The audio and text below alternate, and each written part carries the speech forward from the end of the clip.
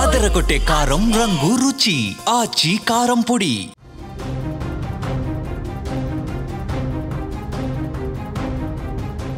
CI Satish Kumar మృతిపై mystery. Satish the హత్య అని కూడా కుటుంబ సభ్యులు అంటూ ఉన్నారు. ఒంటిపై గాయాలున్నాయంటూ కూడా కుటుంబ సభ్యులు ఆరోపిస్తూ ఉన్నారు. హత్య చేసిన వారిని కఠినంగా శిక్షించాలంటూ కూడా డిమాండ్ చేస్తూ ఉన్నారు. గట్టిగా నిలదీసినందుకే పోస్టు మార్టంకి పంపారు అని కూడా చెప్తూ ఉన్నారు. సతీష్ శరీరంపై పలు చోట్ల తీవ్ర గాయాలున్నట్లుగా కూడా సమాచారం అయితే అందుతోంది. తిరుమల శ్రీవారి ఆలయ పరకామణి కేసుతో లింక్ ఉన్న ఫిర్యాదుదారు గుంతకల్లు రైల్వే సిఐ సతీష్ కుమార్ మృతి కేసు ఇప్పుడు పెద్ద మిస్టరీగా మారిందని చెప్పుకోవచ్చు. ఆయన మరణంపై రాష్ట్ర వ్యాప్తంగా కూడా ఉత్కంఠ నెలకొంది.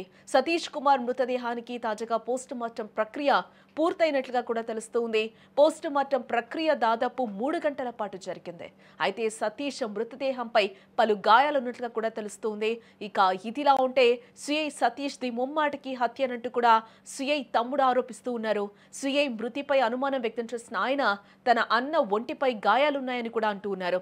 అందుకే తను గట్టిగా నిలదీస్తే పోస్టు మార్టం చేసేందుకు మృతదేహాన్ని పంపారని కూడా ఆయన చెప్తూ ఉన్నాడు.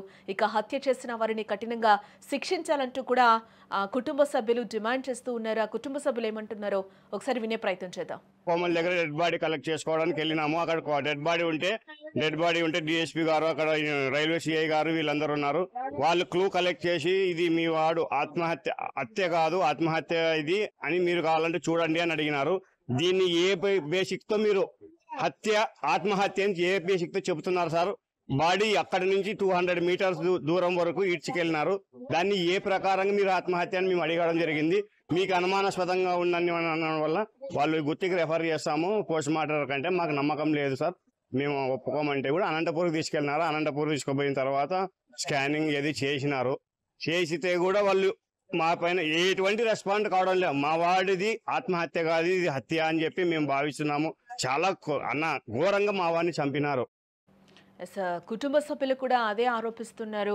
హత్య అని కూడా చెప్తున్నారు. ఆత్మహత్య కాదు, 200 మీటర్స్ వరకు బాడీని ఈడ్చుకెళ్లిన ఆనవాళ్ళు అయితే కనిపిస్తూ ఉన్నాయని కూడా చెప్తున్నారు. మేము బలవంతం చేస్తేనే ఈరోజు పోస్టు మార్టంకి కూడా పంపించారని కూడా కుటుంబ సభ్యులు సిఐ రమేష్ తమ్ముడు ఎవరైతే ఉన్నారో ఆయన ఆరోపిస్తున్న పరిస్థితి అయితే కనిపిస్తుంది. ఈ నేపథ్యంలోనే బలవంతంగా పోస్టు మార్టంకి తీసుకెళ్లారనేది కూడా కుటుంబ సభ్యులు ఆరోపిస్తూ ఉన్నారు. ఇది ఖచ్చితంగా హత్య అని కూడా వాళ్ళు అనుమానాలు అయితే పూర్తిగా వ్యక్తం చేస్తున్నారు.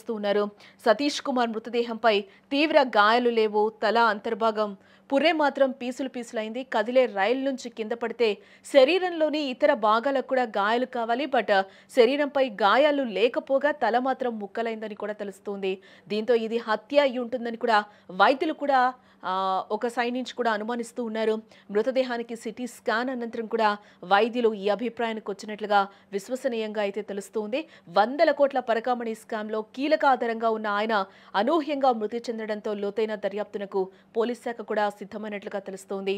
పంచనామా తర్వాత మధ్యాహ్నం 3 గంటలకు మృతదేహానికి ఇతర పరీక్షలు పోస్టుమార్టం కోసం కూడా అనంతపురం జిల్లాకి పంపించడం జరిగింది. ప్రభుత్వ ఆసుపత్రికి సాయంత్రం తర్వాత సిటీ స్కాన్ చేశారు. తర్వాత తల భాగం ఛిద్రమైనట్టు కూడా వైద్యులు చెప్తూ ఉన్నారు. హత్య చేసేందుకు తలపై గట్టిగా బాదినందుకే పుర్రె ముక్కలై ఉంటుందని కూడా అనుమానాలు అయితే వ్యక్తం చేస్తున్నట్లుగా తెలుస్తుంది. తర్వాత మృతదేహానికి పోస్టు మార్టం పూర్తి చేశారు. సతీష్ ది హత్య అంటూ ఆయన బంధువులు కుమ్మర శాలివాహన సంఘ నాయకులు కూడా ఆసుపత్రి వద్ద ఆందోళన చేశారు.